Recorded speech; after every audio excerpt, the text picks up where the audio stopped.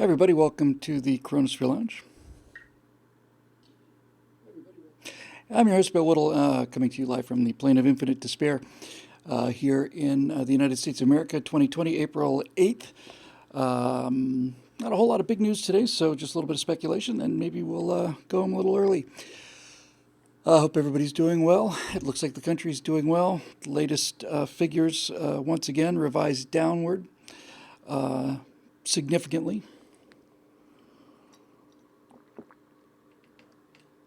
Excuse me.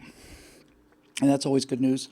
And really not too much to talk about that. But in any event, just a couple things. Today's show, as you probably saw from the title, is If I Was a Rich Man. I suppose Fiddler on the Roof references are getting a little beyond the reach of most people these days, but nevertheless, there it is. I have a couple quick slides to show, and then we'll just talk a little bit about that, and we'll call it a show, why don't we? One of the things that I've been obviously so fascinated with since I saw it several days ago, is this temperature map from KINSA. It's at healthweather.us. And we've been talking a lot about how it's registering fevers and temperatures. There's one little thing I did notice when I went in a little bit deeper, and that is just how much variation there is in the country. So I thought it might be fun just to take a quick look at some of these charts, just in terms of the variation in different areas. And I picked three. I picked three because I thought they might be interesting illustrations. So again, this chart that we're going to look at, this is our familiar one. This is the temperatures recorded from about 170,000 smart thermometers made by KINSA. These are plots of people's body temperature averaged out for the United States. And this is the chart that we've been looking at many, many times now, probably 5-6 days in a row or so. And we've been watching this, and you can see again that the dotted line is what we'd expect to see, declining fevers. That's what we're really measuring here. As we move from February into May, declining fevers, because the flu is a seasonal disease, affliction. And as we've said many, many times, you can see that as we start to get into the beginning of March, end of February, we start to see dots that are getting higher and higher. Once they get outside of the blue bars, they then become a statistically great enough variation to pay attention to. The shaded blue area is the error bars. And I've been using this again and again and again to show that once we started social distancing, maybe 2 or 3 dots back from the end of the red dots, the number of fevers, that's what this is recording, abnormally high body temperatures, has dropped and just plummeted. And I keep expecting it to stabilize, but you can see that every single dot is like significantly closer to zero than the one before it. So we don't need to spend a lot more time on this. We've talked about this thing a lot. But what does it look like around the country? That's kind of interesting. And I wish I'd noticed this earlier, because it would have made things a lot more clear. So let's take a look at 3 specific kind of local charts. What you're about to see are charts on a per county basis. That's as granular as it gets. This one that we've been looking at again and again and again is the one that is average for the United States, but I realized today that it's actually a little bit deceptive, because it's average for the United States. And here's what I mean by that. First of all, here's Los Angeles County.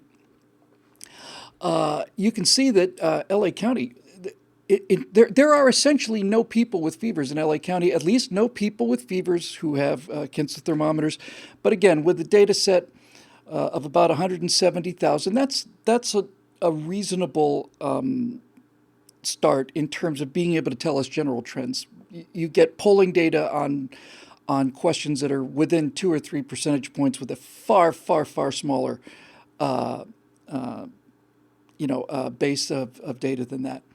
But the reason I think this is interesting is because LA's the general downward curve of orange dots to where it drops is how LA would react to the seasonal flu, and it gets lower here than it does in other parts of the country because it's warmer here. But you can see where the social distancing kicked in, and just that one gigantic gap between those 2 points there. So LA County, at no point really was there a statistically significant higher number of fevers than what you would expect for this time of year. And once the social distancing is kicked in, There is essentially nobody running any fevers here in LA County. I'm talking about statistically, I'm talking about generalities. All of the necessary caveats that I keep putting in there still apply. But the reason I wanted to show you this was because California, LA County, has been a very, when I say cool, I'm talking about to the degree that the virus produces flu-like symptoms, among them a fever. So a hot zone would be where there's a lot of activity. A cool zone is where there'd be very little activity. LA has been surprisingly cool, and this shows it. I mean, just remarkably cool. Now, let's take a look at some other counties. Here's New York County. And this one is a lot more illustrative. I should have been using this one really almost from the beginning. First of all, some good news here. For the last several days, obviously the number of people reporting a fever through their smart thermometers started dropping almost as soon as the social distancing was put into effect, which you can see back there on, it's been 15, 20 days now. I don't know what the exact number is. But the reason I think this one is important is it much better shows than the national average, than this one.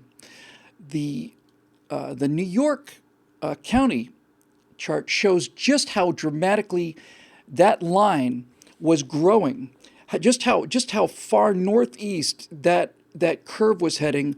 So you can see on this one very clearly where at the beginning of the dotted line there, we started to see COVID-19 cases really start to kick in, and you can see how far from the expected fevers that we would see just due to flu from the blue dotted line. You can see just how far New York City went sick, because that's really it. Once we get to a place like New York, which is obviously one of the nation's hotspots, if not the hotspot, it's got certainly the largest number of cases because not only is the population density high, it's just a lot of people there as well. But just look at that. I mean, if you wanted evidence that they're bending the curve, that this thing is actually working, it's going to be tough to argue with this, which again is not measuring COVID-19 or infections. It's measuring people with fevers. But you could see that line was heading north in a big, big way. And then wham, down it went. Now it's in the range of what you would expect for flu, but that number is a little deceptive in that way because actually there's considerably fewer people in New York getting the flu than they would otherwise because of the social distancing, and it's in the flu-like range only because there's so much COVID-19. And then finally, here's one that's a little unusual too. That's Broward County. Broward County, obviously in Florida, just north of Miami. It's Fort Lauderdale's area, and here the spike is even more pronounced, and it seems to be considerably shorter. And I think the reason for this spike in Broward County is pretty clear, real clear.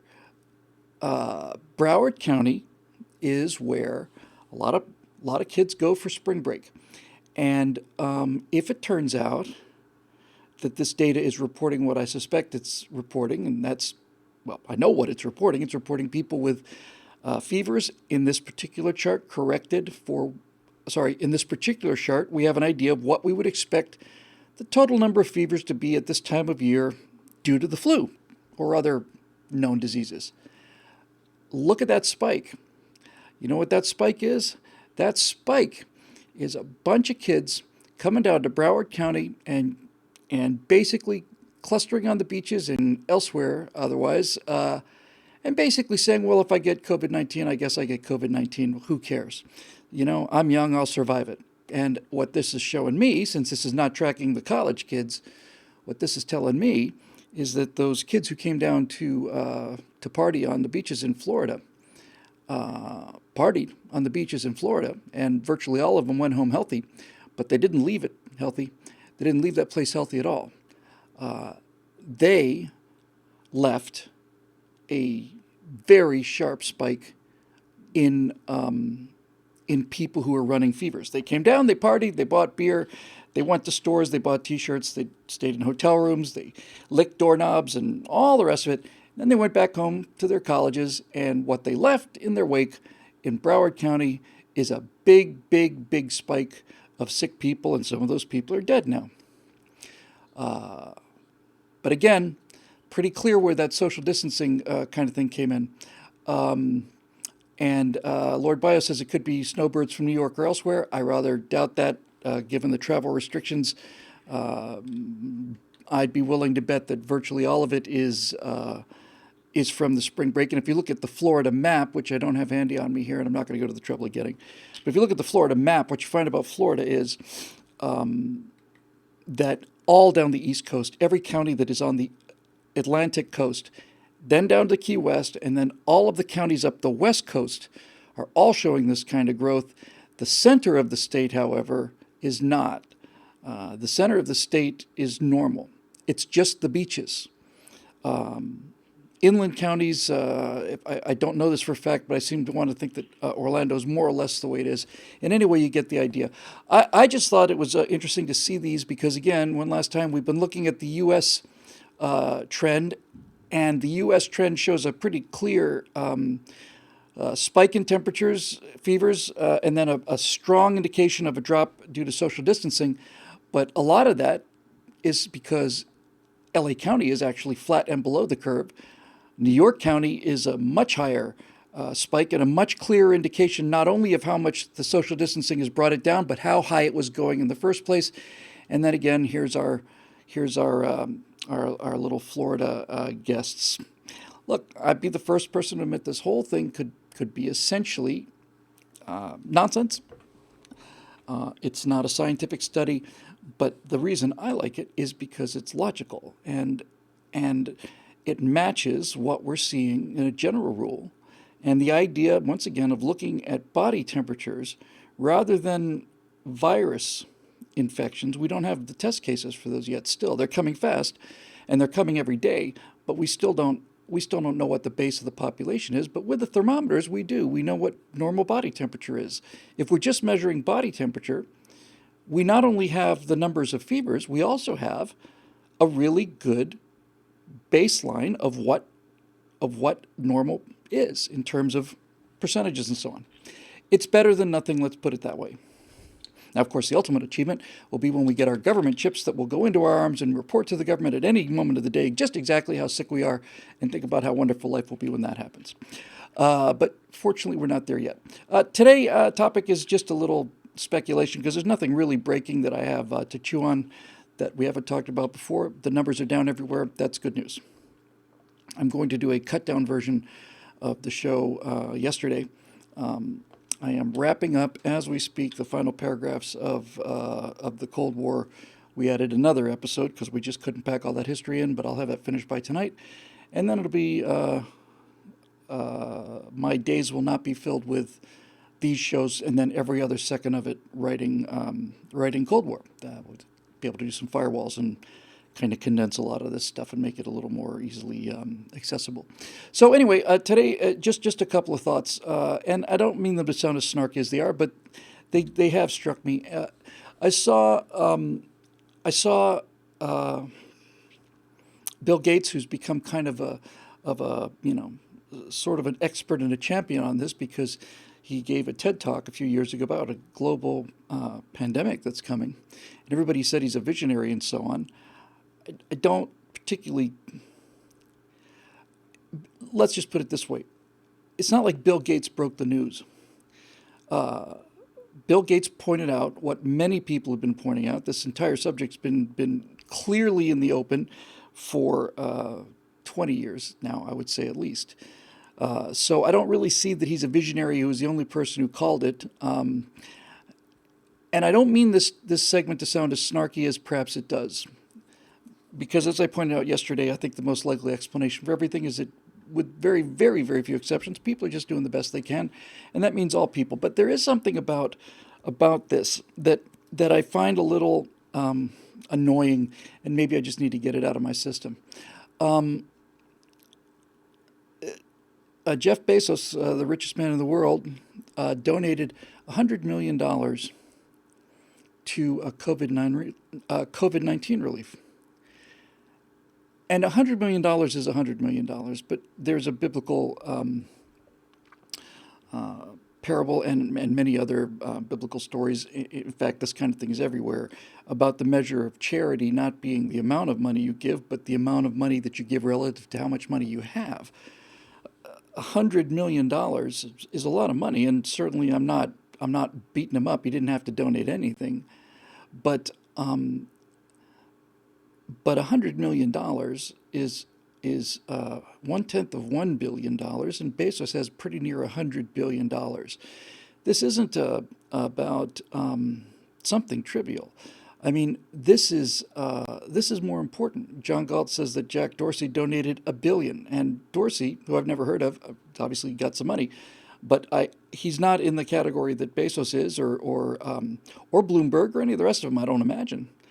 And and and they and Bill Gates has also donated $100 billion to his own foundation. Sorry, $100 million to his own foundation, for which he gets, tax benefit and all the rest. Look, I don't want to, especially in an era when wealth is nothing but demonized and billionaires are signaled out and all the rest of it. I'm not trying to say these guys are evil, and I'm not trying to say anything. $100 million is $100 million, and that's a lot of money. But I think the thing that's most, at least a little bit disturbing about it, is this. When and it's got something to do, I suppose, with just the kind of sort of blithe sort of. It's not smug exactly, but it's just, I saw an article today that says that Bill Gates says it'll be 18 months before we're completely safe from COVID-19. We're going to have to maintain a lot of these social distancing thing for 18 months. And I know I'm not the only person who thinks, I imagine it's easier to go 18 months without income if you've got $80 billion than it is if you've got $800. I'm just guessing. And not only do I imagine it's easier to go that long, I imagine your isolation is considerably simpler than that. But the other thing that Bill Gates said that triggered me, trigger warning for all of you out there who might be sensitive, but the other thing that Bill Gates said that annoyed me is that he said the COVID-19 response is going to help us when it comes time to solve the problem of climate change, because it will show how rapidly we can do things when we all pull together and let science be our guide. I come away with a different attitude about this than Mr. Gates does. I look at the COVID-19 outbreak as an indication that the reality on the ground is nothing like as extreme as what the models predicted. Nothing like. And because we're dealing with lives, and because we're dealing with things that can be measured, like dead people, I hate to be so brutal about it, but that's what it comes down to. Since we are measuring something that can be quantified, when it turned out that the models were predicting deaths that were not showing up, they had to revise the models downward because they couldn't account for the bodies. There was literally hundreds of thousands of people who the model should be said and said were dead, and they weren't. And you can't just, do away with that little bit of prestidigitation. You can't just go, oh, look over here, gone. No, they said there's going to be hundreds of thousands of people dead. There's considerably fewer than that. So they had to change their models to reflect the fact that the data was not matching the models. Now, yesterday I said, I know a lot of people are climbing on these guys about the models. I think the first model that predicted these tremendous deaths, I think was done in good faith by somebody who's genuinely worried about it. And to Dr. Ferguson's credit and so on, once it became clear that the model was returning data that was not close to reality, he revised the model. He just changed it and made it represent things looking more like the data. But I find it very strange. I didn't say we have no dead bodies. I just said that we didn't have as many as the model predicted. That's what I said. And so it's interesting to me that Bill Gates would say that this COVID-19 experience will help us with climate change, because what it shows me is that if we're going to is that the models that predicted this catastrophic death from COVID-19 were wrong, and really, really quite wrong, not kind of wrong, factor of 20 wrong. And it would struck me as odd that Bill Gates wouldn't realize that.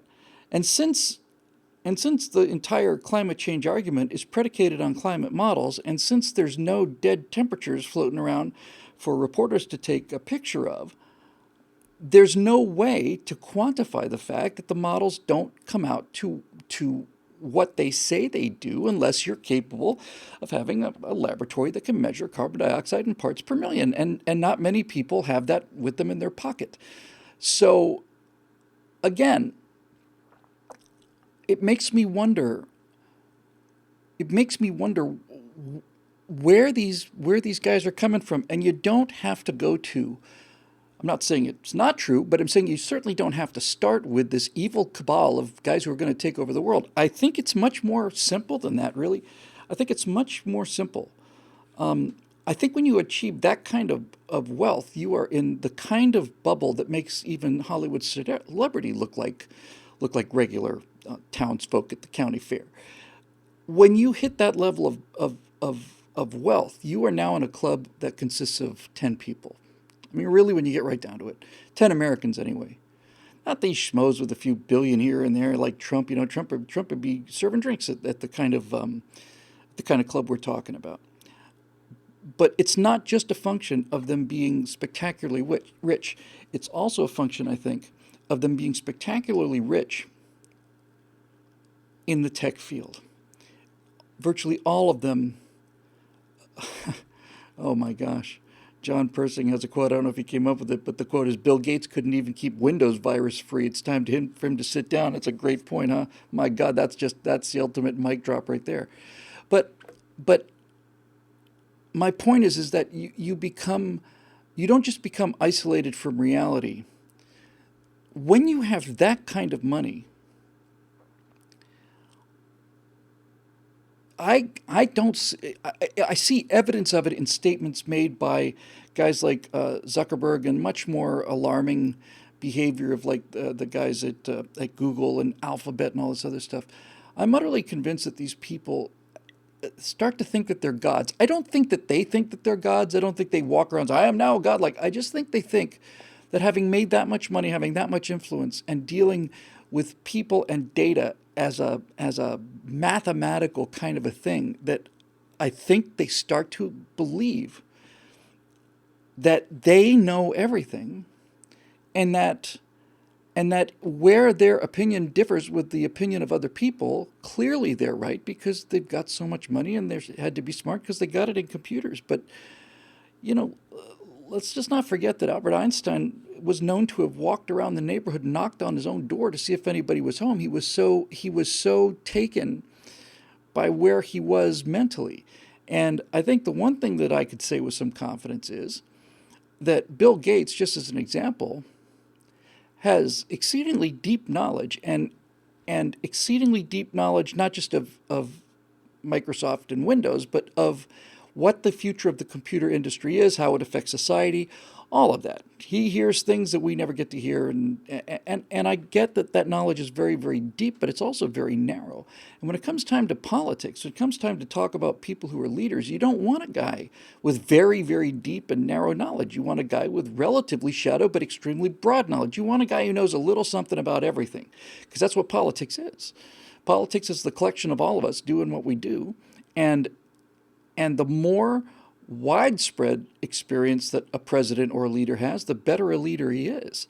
Having a this is why when people, one of the very first things I ever wrote on eject, I think, was what people would say that, Einstein said that if, Einstein's view on peace and I forget what the quotes are, but so many of these pacifist quotes by Einstein, it's like my immediate response to that was, what makes you think Einstein knows anything about peace? What makes you think Einstein knows anything about weaponry? What makes you think Carl Sagan is qualified to talk about things like nuclear weapons freeze? Carl Sagan doesn't know anything about these kind of things. On the contrary, Carl Sagan and Einstein and Bill Gates have anti-knowledge when it comes to politics. They not only don't know more than the average guy, they know considerably less than the average guy because their knowledge is so narrow. It's very deep, but it's very narrow. The guy who's chewing tobacco on a country store probably has a better grip on political issues than Bill Gates does. He doesn't have anything like the depth of that knowledge, but he knows more about more different things. And I just wonder how much these billionaires really get exposed to real world issues. I think it must bother them enormously that we continue to make the decisions that they wouldn't have made, and they continue to think, well, I guess we're just going to have to find a way to get these poor benighted people to see just how much we see. This is the great danger of letting intellectuals run your society. It's a great danger of allowing people like Dr. Fauci, who I think is doing a very good job, Dr. Birx as well. You're welcome to disagree. At the very least, I think he's doing the best he can. Um, and and the danger with that is that because they have very deep knowledge, they think they have very wide knowledge. In other words, just because they know an awful lot about one thing, they think they know an awful lot about everything else too. I said it in my Star Trek Afterburner, which is not the best work I ever did, but it's a favorite work I ever did. When they were talking when Obama was elected, let's elect an intellectuals. Oh, it's Obama's Mr. Spock. Well, he's Mr. Spock without the brains. But assume he was right. The reason that Kirk is the captain of the Enterprise is because he's not an intellectual. Intellectuals deal with mathematical models, and they deal with things like that. Politics is the antithesis of science. Political science is not just impossible, it's not just an oxymoron, it's a contradiction in terms. Um, so, uh, anyway, I will say one other thing about this. Um, in terms of the tech billionaires that are out there, there's only two that I can really connect to emotionally. Now, I haven't met either of them, but I know somebody who has met both of them. One of them is Richard Branson, because Branson looked like the kind of guy who has fun with his money. If he wants to do something, he does it, and I never see that from Bill Gates. I never see it from Bezos, of course, is making his own space program, and Elon Musk, a classic example of somebody who made a ton of money in one line of work and is doing really remarkable things in the other. But I don't see that from Gates. I don't see it from Bloomberg, who's not even paying his own staff. I mean, here's a guy with $50 billion, promised his staff he'd pay him through November and stiffed them all. What a miserable, rotten individual! And everybody knew it. I said from the beginning he couldn't buy charisma or integrity, and sure enough, he hasn't. But when you hear Bill Gates say things like, well, this is what we should have done, this is what we should have done, we should have done this, and we should have done that, and I've been warning about this, my immediate response is, well, why didn't you do anything about it, Bill? I mean, this is why I called this segment If I Was a Rich Man. I obviously cannot connect to how billionaires think, because if I had billions of dollars, I would do things so differently that very rapidly I wouldn't have billions of dollars. I can't conceive of a world where you could go to Mars, colonize Mars, make as many trips as you want to, spend $40 billion, and come back and still have $20 billion to play with. I can't imagine why you wouldn't do that. Um, and so, and so, I think of all the billionaires that I've seen out there in terms of the behavior that I can connect to, the person that I think behaved in the most human fashion is Paul Allen. I have a great respect for Paul Allen because he could backed up Spaceship One and Burt Rutan's efforts and gave us hope in a very dry period in terms of space exploration and private enterprise and all the rest of it. But of all the things that Paul Allen did with scaled composites and all the rest of it, I have to tell you the thing that Paul Allen has done since his demise has impressed me even more. Paul Allen has funded a research ship. I want to say it's the Petrel. I think that's right, Petrel.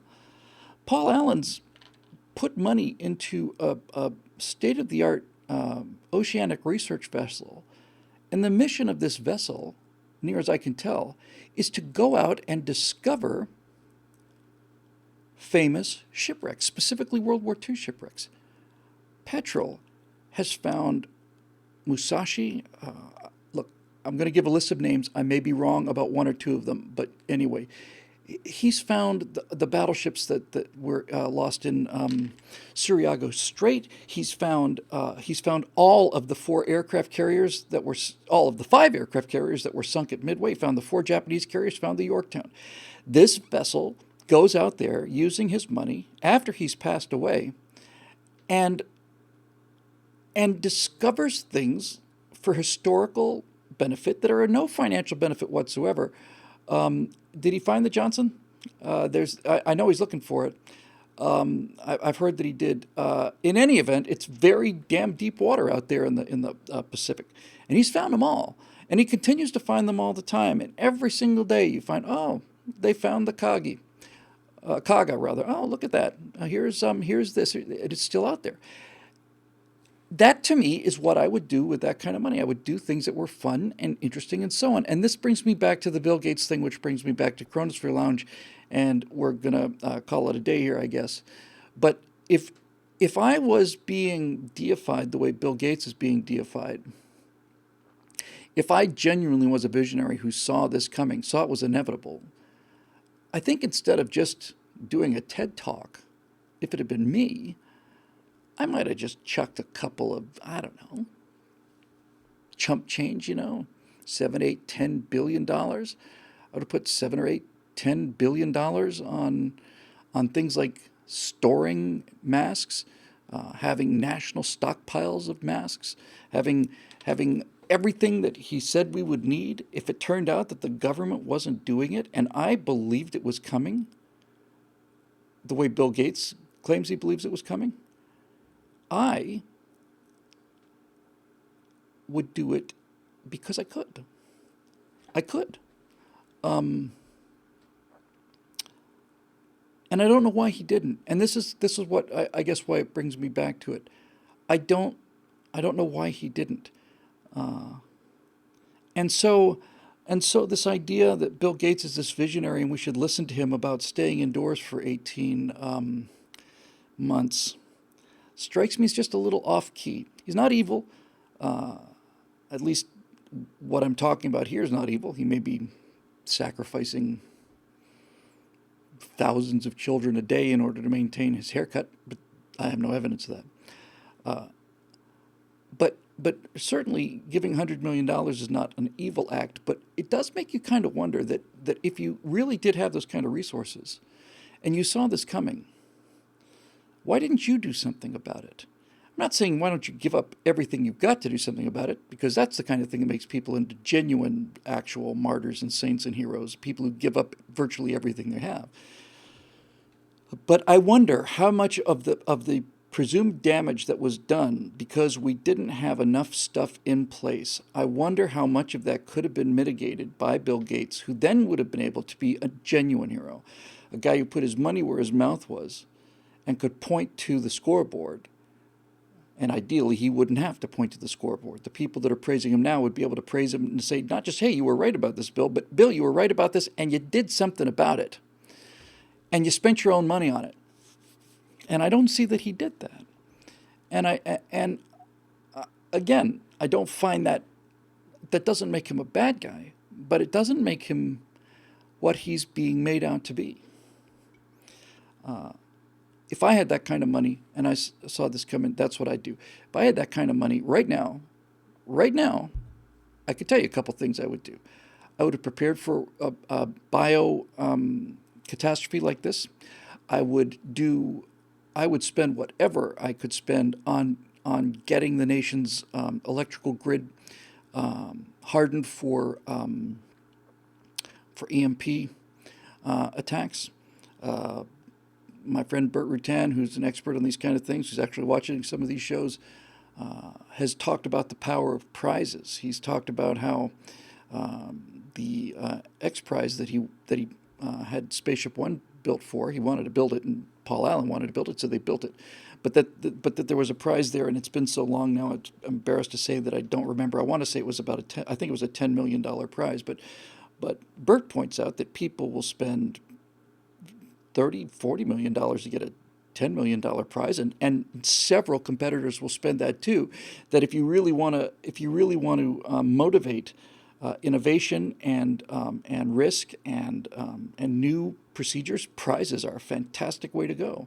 There's a lot of people out there who would do that. Ted Yantis in the comment section beat me to it by about a eighth of a second. If it were me, I would be developing compact, self-contained energy sources like thorium reactors. I would be doing a lot of of what of what I saw would be necessary. And I have to credit Elon Musk with doing that. And I have to credit Jeff Bezos as well. I don't think $100 million for COVID-19 is a particularly big donation on his part. I think he could have done a lot better, frankly, and really almost should have done a lot better. But it's his money; he can do whatever he wants with it. But Bezos is working Blue Origins, and they're making progress. So he's doing something human with the money. I, for the life of me, cannot understand how. I'll just come out and say it. I can't understand how anybody can amass that kind of fortune simply because if I was making that kind of money, I'd be spending it on cool stuff. And I don't mean just toys. I'll be buying a few of those too. I'd be spending it on cool stuff. If the United States government is dragging its heels going to Mars and I had $40 billion, I'd just write a check. I just write a check. That's what Elon Musk is doing. He's using his money. He's using government money and all that. I get all of that. I do. But it's just hard to imagine. And Telex points out here that especially now when Amazon must be just making incredible amounts of money because of the stuff that's being delivered now, $100 million is probably his delta on a given day or month. It's just how much more he's making as a result of the virus, not how much he would have made otherwise. It's just the delta of a couple days of Amazon given this virus. I just want to say that that I just really mostly wanted to use this opportunity to point out that the very, very wealthy, I don't consider to be bad people. I know the left makes them evil automatically, but frankly, the reason Jeff Bezos is as rich as he is because Amazon kicks butt. It's just a tremendous thing to be able to say, oh, I want one of those, have it show up the next day, including groceries, bottled water, all of it. He deserves every penny he's got. Same for Gates, same for Steve Jobs, same for all of them. They've earned their money. They provided services that people voluntarily gave them cash for. They didn't put a gun to people's head and take their money at gunpoint like the government does. So I don't begrudge them a dime. I'm glad they've got the money. I just have a hard time connecting to it. And when we're dealing with something like a pandemic on this scale, it seems to me that they could be doing more. And it seems to me that they could have done more. And I just think when they say things like, this is how we're going to beat climate change, that really has it's got the kind of tone deaf sense of it that celebrities have when they decide that they're going to put together webcam telethons so that the great unwashed doesn't commit mass suicide and jump off of cliffs because they haven't had their celebrity dose yet. Anyway, that'll do it for this edition of the CoronaSphere Lounge. Obviously, kind of a slow news day, but nevertheless something to consider when experts tell you things. You have to start asking yourself questions like, have you put your money where your mouth is? And I don't think that Bill Gates did, or Bloomberg, or any of the rest of them. Just because you're good at one thing doesn't mean you're good at a lot of things. In fact, if you're exceedingly good at one thing, like a research scientist, chances are very good that you will have a well below average chance of being good at other things. All of your thinking, all of your effort goes very, very deep, very, very narrow. And since politics is the ability to deal with people problems, which are so varied and so distinct and so wide, I think these are the kind of people we specifically should not be listening to. Anyway, that'll do it for this edition of the CoronaSphere Lounge, made possible by the members of BillWhittle.com, a superbly selected group of people who happen to love liberty and reason and decency and all the rest.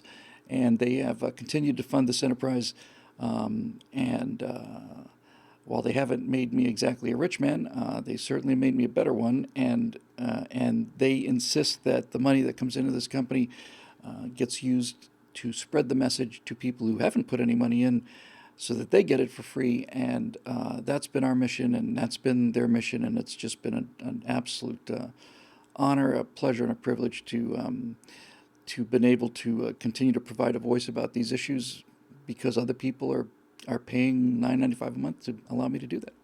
So we're very, very grateful for them. Hopefully the good news will continue. I suspect it will. We'll see if we have any big breakthroughs to talk about tomorrow, but tomorrow's another day, and that day will come, and we'll be here for it.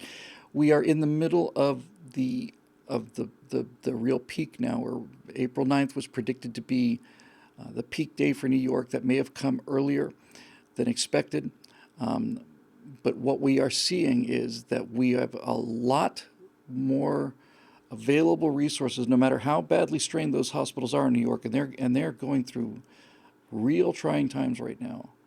Nevertheless,